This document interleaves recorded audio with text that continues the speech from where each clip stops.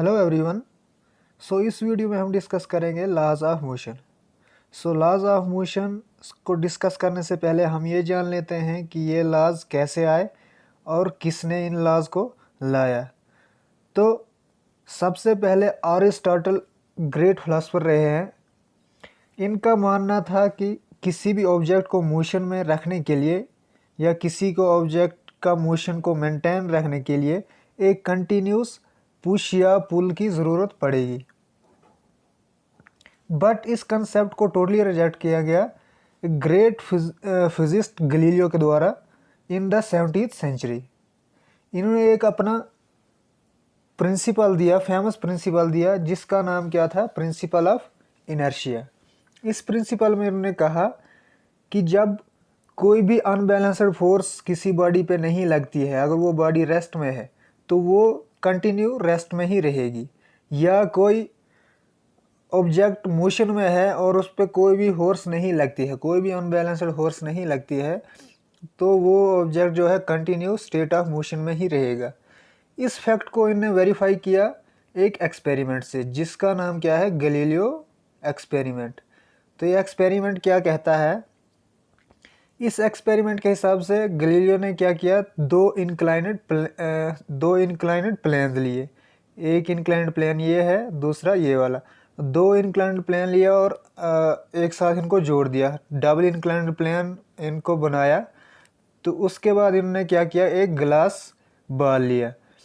Glass ball लेने के बाद इन्होंने इस बॉल को यहाँ से इस हाइट से ड्रॉप किया और ये बॉल चल के यहाँ जाके रुक गया। इन्होंने क्या ऑब्जर्व किया कि जिस हाइट से इन्होंने इस बॉल को ड्रॉप किया था, दूसरे इंक्लाइनेड प्लेन पे जाके उसी हाइट पे रुक गया, उसी हाइट के लेवल पे रुक गया।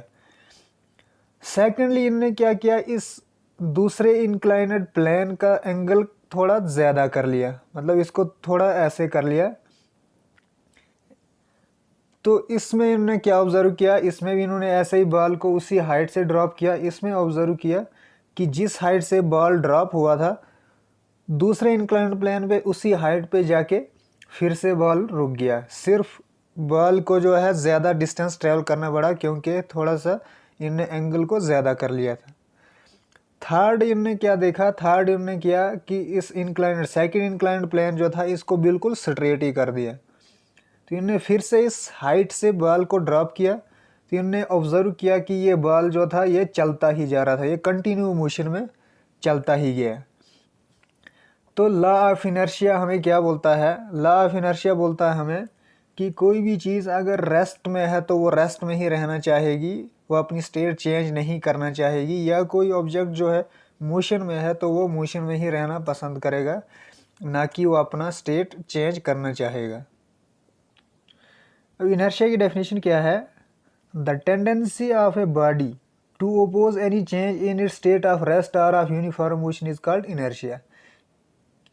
किसी बॉडी की टेंडेंसी, या इसको हम प्रॉपर्टी बोल सकते हैं, कि अगर वो बॉडी रेस्ट में है या मोशन में है तो वो उस रेस्ट या मोशन स्टेट को चेंज नहीं करेगी, उस मोशन को वो दूसरे स्टेट को आने से रेजिस्ट करेगी। उसको हम क्या बोलते हैं? Inertia. Inertia is an inherent property of all object. ये एक इनहेरेंट प्रॉपर्टी है हर एक ऑब्जेक्ट। हर एक ऑब्जेक्ट चाहेगा वो अपनी स्टेट में ही रहे। अब इसके बाद बात करते हैं हम टाइप्स ऑफ इनर्शिया। इनर्शिया को 3 टाइप्स में डिवाइड किया गया है: inertia of rest, inertia of motion and inertia of direction. अब इनर्शिया ऑफ रेस्ट सबसे पहले हम देख लेते हैं। इनर्शिया ऑफ रेस्ट क्या है? Inertia of rest, the tendency of body to oppose any change in its state of rest is known as inertia of rest. कोई भी बॉडी अगर रेस्ट में है तो वो दूसरी स्टेट को, दैट इज मोशन स्टेट को, वो ओपोज करेगी, वो मोशन स्टेट में आना नहीं चाहेगी। इसको हम बोलेंगे इनर्शिया ऑफ रेस्ट। अब कुछ एग्जांपल से हम इसको क्लियर कर देते हैं। व्हेन ए बस starts moving forward the passenger in the bus fall backward. जब बस आगे चलना शुरू होती है तो पैसेंजर जो गाड़ी में बैठा होता है वो पीछे गिर जाता है। अब वो क्यों होता है? दिस इज़ बिकॉज जो लोअर पार्ट होता है बॉडी का, पैसेंजर का, वो क्या होता है? गाड़ी के फ्लोर के साथ कांटेक्ट में होता है, और जैसे ही गाड़ी चलती है तो वो गाड़ी जब मोशन में आती है तो लोअर पार्ट जो होता है पैसेंजर का वो भी मोशन में आ जाता है। तो on the other hand the upper part of the body, जो अपर पार्ट होता है पैसेंजर का बॉडी का, वो रेस्ट में ही होता है due to inertia of rest. इसीलिए जो है पैसेंजर पीछे गिर जाता है, ऊपर वाला पार्ट उसको, ऊपर वाले पार्ट को झटका लगता है पीछे जब गाड़ी आगे स्टार्ट होती है, आगे मोशन में होती है। सेकेंड एग्जाम्पल है the carpet is beaten with the stick to remove the dust particle.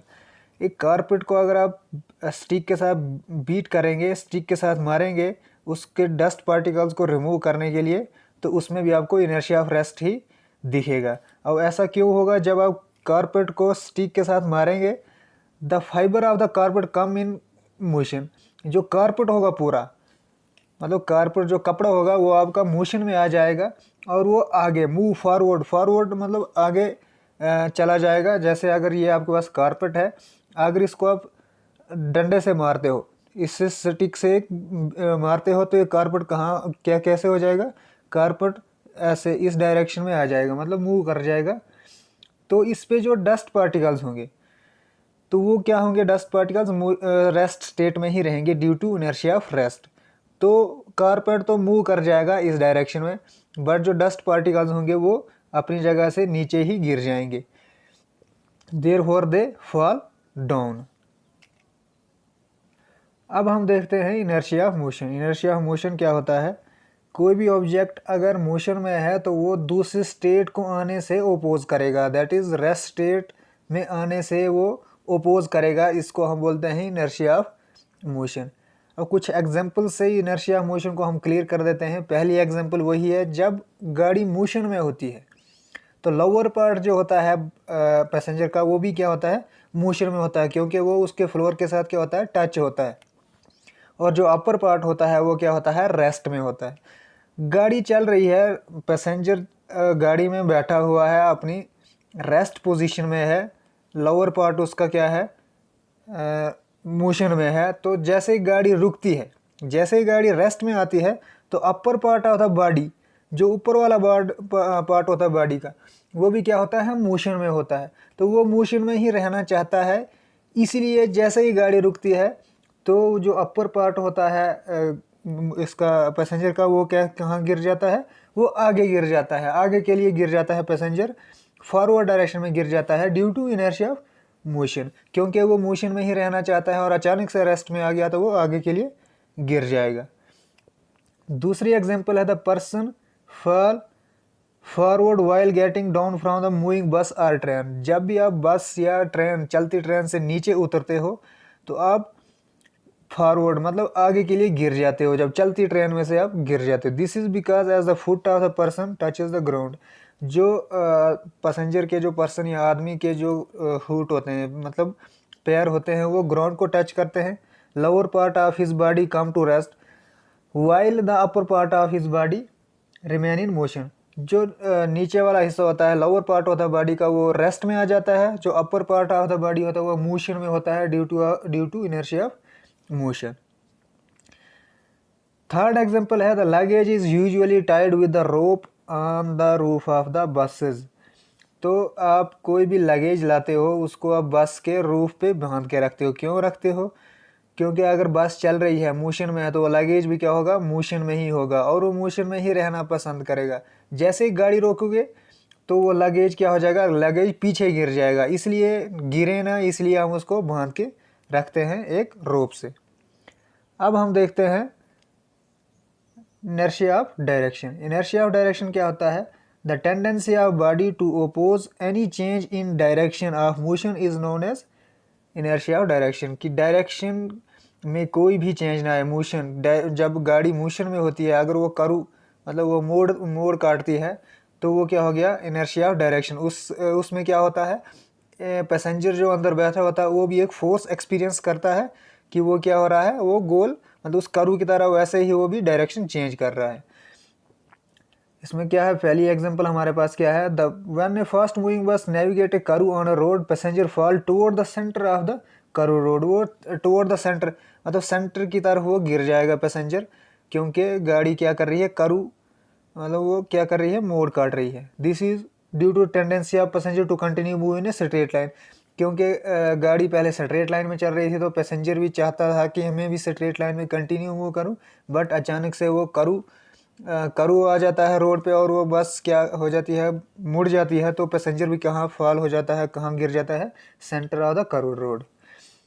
तीसरी चीज़ हम समझते हैं, दूसरी चीज़, जब हम किसी पत्थर को एक रस्सी से बांधते हैं और वो गोल गोल घुमाते हैं तो क्या होता है, जब हम पत्थर को छोड़ देते हैं, पत्थर को जब छोड़ देते हैं हाथ से तो क्या होता है, पत्थर जो है इस सर्कल के टेंजेंशियली ऐसे गिर जाएगा, ना कि ऊपर जाएगा या ऐसे जा सकता है, बट ये टेंजेंशियली क्या हो जाएगा, टेंजेंशियली जाएगा।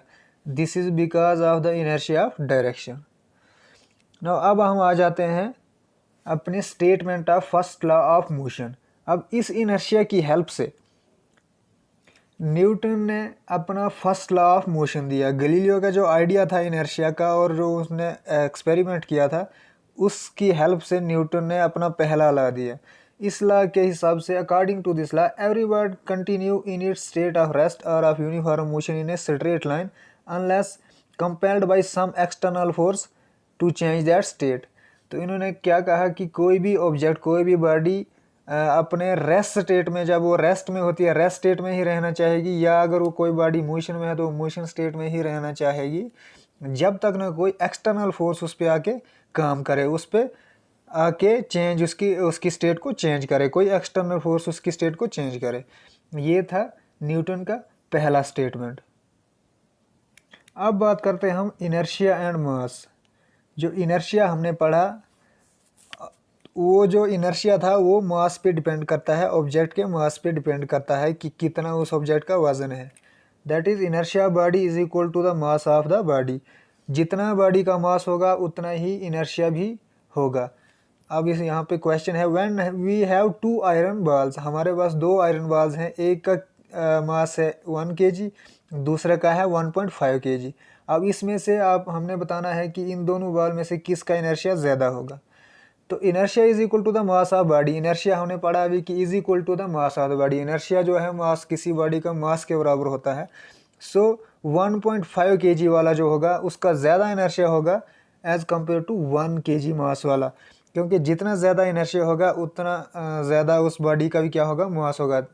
दैट इज़ जितना ज़्यादा बॉडी का मास होगा उतना ज़्यादा इनर्शिया होगा, जितना कम मास होगा बॉडी का उतना ही कम इनर्शिया भी होगा।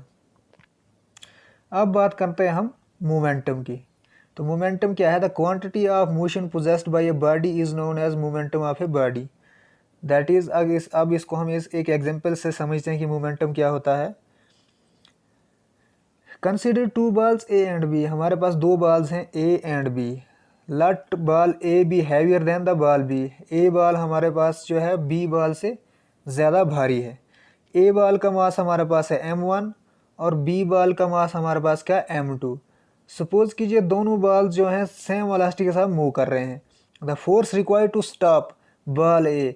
अब बॉल ए को रुकाने के लिए जो फोर्स लगेगी वो ज़्यादा होगी बॉल बी को रुकाने के लिए। मतलब बॉल बी को हम इजीली रुका सकते हैं, बॉल ए को हम क्या फोर्स ज़्यादा लगेगी रुकाने के लिए, क्योंकि इस momentum of body is directly proportional to the mass of the body. तो मोमेंटम जो होता है बॉडी का वो भी क्या होता है, मास पे ही डिपेंड करता है किसी ऑब्जेक्ट के। जितना कम मास होगा उतना कम मोमेंटम होगा उस बॉडी का, और जितना ज़्यादा मास होगा बॉडी का उसका उतना ज़्यादा मोमेंटम होगा। अब कंसीडर कीजिए कि हमारे पास 2 बॉल्स हैं सेम मास के, मतलब दोनों का मास जो है बराबर है मगर उनकी वेलोसिटीज डिफरेंट है। तो force required to stop the fast moving ball, जो ज़्यादा तेज़ चल रहा है बॉल उसको रुकाने के लिए जो फोर्स लगेगी वो ज़्यादा फोर्स होगी। Force required to stop the slow moving ball, जो आस्ते आस्ते से बॉल चल रहा है वो उसको रुकाने के लिए जो फोर्स लगेगी वो कम होगी। जो फास्ट मूविंग बॉल है, जो ज़्यादा तेज़ चल रहा है बॉल, उसको फोर्स जो लगेगी वो ज़्यादा लगेगी उसको रुकाने के लिए। So the quantity of motion और momentum of the body is directly proportional to the velocity of the ball. So momentum जो है डायरेक्टली प्रोपोर्शनल वेलोसिटी के भी है। अगर वेलोसिटी बढ़ेगी तो मोमेंटम भी क्या बढ़ेगा। अब यहाँ से क्या कंक्लूजन निकल के आता है, the momentum of a body is proportional to, किसी भी ऑब्जेक्ट का मोमेंटम वो प्रोपोर्शनल किसके है, mass of the body, mass of the body मतलब बॉडी के मास पे डिपेंड करेगा। दूसरा वो वेलोसिटी पे भी डिपेंड करेगा, किसी बॉडी की वेलोसिटी पे भी ये मोमेंटम डिपेंड करेगा। अब डेफिनेशन क्या है, momentum of body is equal to the product of mass m of the body and the velocity v of the body. अब मोमेंटम जो है बॉडी का, किसी भी बॉडी का, वो किसके बराबर है, मास और वेलोसिटी के, उस बॉडी के। मोमेंटम को डिनोट करते हैं हम p से, तो p किसके बराबर होगा, m into v, mass into velocity. Momentum जो है वो वेक्टर क्वांटिटी है, बिकॉज मोमेंटम की एक डायरेक्शन भी है और एक मैग्नीट्यूड भी है। सो मोमेंटम हमारे पास क्या है, एक वेक्टर क्वांटिटी है। तो मोमेंटम हमारे पास क्या है, मैग्नीट्यूड जो है मोमेंटम वो किसके बराबर होगा, p is equal to mass into speed, और p is equal to m v. Direction of momentum of a body is same as that of direction of the velocity of the body. जो direction velocity की होगी object की, वही direction momentum की भी होगी body की। अब बात करते हैं हम एसआई यूनिट। एसआई यूनिट क्या है इसका, मोमेंटम का। मोमेंटम हमारे पास किसके बराबर होता है, p is equal to m v, mass into velocity. तो मास का जो हमारे पास यूनिट होता है वो क्या होता है, केजी, और वेलोसिटी का क्या होता है, मीटर पर सेकंड। तो हमारे पास एसआई यूनिट मोमेंटम का क्या बनेगा, केजी मीटर पर सेकंड। अब सीजीएस यूनिट क्या है मोमेंटम का, ग्राम सेंटीमीटर पर सेकंड। अब बात करते हैं हम second law of motion. Second law of motion, according to this law the change in momentum of a body per unit time. किसी भी ऑब्जेक्ट का जब मोमेंटम चेंज होता है पर यूनिट टाइम के हिसाब से, that is rate of change of momentum, वो डायरेक्टली प्रोपोर्शनल है unbalanced force acting on a body, and the change in momentum take place in the direction of the unbalanced force of the body, that is f is directly proportional to d p by d t, change in momentum by change in time. D p हमारे पास क्या है, change in momentum, d t क्या है, change in momentum, time taken for this change in momentum. Newton second law हमें क्या बताता है, एक रिलेशनशिप इस्टेब्लिश करता है किस किस के बीच में, बॉडी पे कितनी फोर्स लग रही है और वो कितनी एक्सेलरेट हो रही है बॉडी, इसके बीच में हमारे पास रिलेशनशिप निकल के आता है, किसकी हेल्प से, Newton second law of motion की हेल्प से। अब Newton second law of motion को हम ड्राइव करेंगे। कंसीडर कीजिए हमारे पास क्या है, बॉडी है ऑफ मास m, बॉडी, अब हमारे पास एक बॉडी है जिसका मास कितना है, m है, और उसकी इनिशियल वेलोसिटी क्या है, इनिशियल वेलोसिटी u है, और फाइनल वेलोसिटी उसकी क्या है, v है। सपोज हमारे पास force F act on a body, उस बॉडी पे फोर्स F एक्ट कर रही है फॉर टाइम t, किसी टाइम t के लिए, so that the velocity of the body after time t is v, जो हमारे पास फाइनल वेलोसिटी होगी वो क्या होगी, हमारे पास v होगी। तो इनिशियल मोमेंटम ऑफ बॉडी हमारे पास क्या होगा, पी आई, हमारे पास क्या होगा इनिशियल मोमेंटम एम यू, और फाइनल मोमेंटम क्या होगा, पी एफ, हमारे पास होगा एम वी। तो चेंज इन मोमेंटम क्या होगा बॉडी का, initial momentum minus final momentum. तो इनिशियल मोमेंटम हमारे पास किसके बराबर है, एम यू, फाइनल मोमेंटम क्या है, एम वी।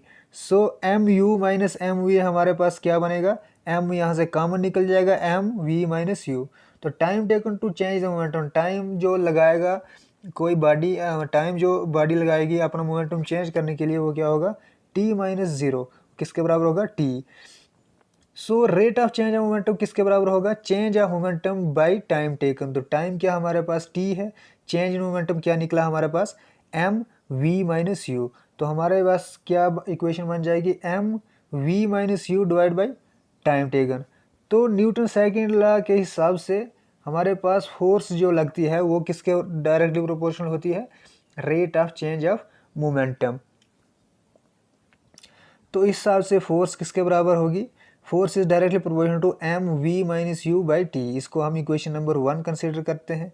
हमारे पास अब इक्वेशन ऑफ मोशन में एक इक्वेशन थी, since v is equal to u plus a t. अब इस इक्वेशन को हम यूज़ करते हैं और हम निकालते हैं कि फोर्स किसके बराबर होती है। फोर्स मतलब जो सेकंड लॉ में जो हमने पढ़ा कि फोर्स जब लगती है किसी बॉडी पे वो किस किस के बराबर होती है। यहाँ से हम v को निकाल सकते हैं, यहाँ से हम इसको लिख सकते हैं v minus u by t into a.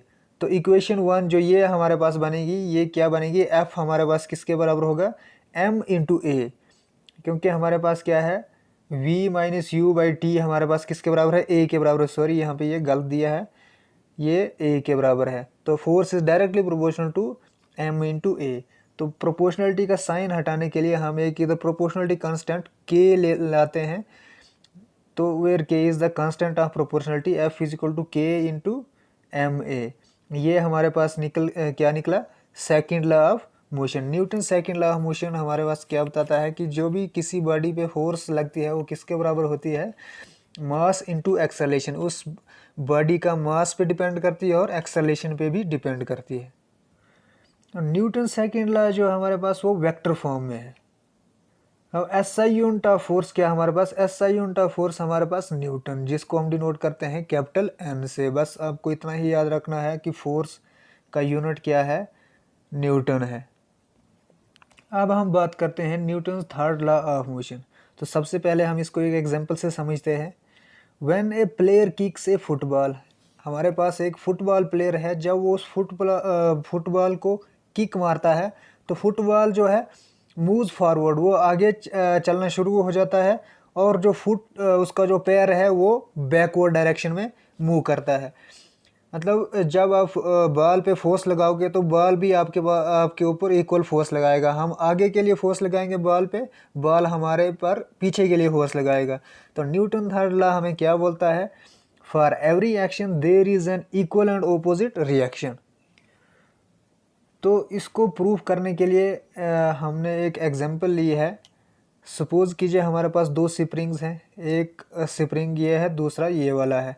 तो फर्स्ट स्प्रिंग को हमने क्या करना है, एक दीवार के साथ बांध के रखना है और दूसरे स्प्रिंग को इसके साथ टाई कर देना है। फिर उसको क्या करना है, हमने स्प्रिंग को पुल करना है। पुल करने के बाद हमें क्या ऑब्जर्व होगा, जो इन स्प्रिंग्स का जो पॉइंटर होगा वो क्या शो करेगा, सेम रीडिंग शो करेगा। इस पे रीडिंग्स दी हुई हैं, तो पॉइंटर जो होगा इन दोनों स्प्रिंग्स का सेम रीडिंग शो करेगा। This reading shown by pointer of spring balances indicate, जो ये बैलेंस है इन दोनों स्प्रिंग्स के पॉइंटर का, ये क्या इंडिकेट करेगा, force acting on A spring of the balance, कि इन पे इक्वल फोर्स लग रही है और इक्वल मतलब एक्शन भी इक्वल लग रहा है और रिएक्शन भी इक्वल लग रहा है इन दोनों स्प्रिंग्स पे।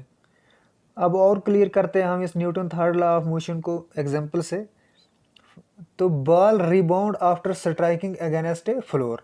When A ball strike against A floor, जब बॉल जो है फ्लोर पे स्ट्राइक करता है, मतलब ऊपर से हमने बॉल को फेंका और फ्लोर पे आके गिरा, तो इट एग्जर्ट फोर्स, बॉल जो है फ्लोर पे फोर्स लगाएगा, जिसको हम क्या बोलेंगे, एक्शन बोलेंगे, ऑन द फ्लोर।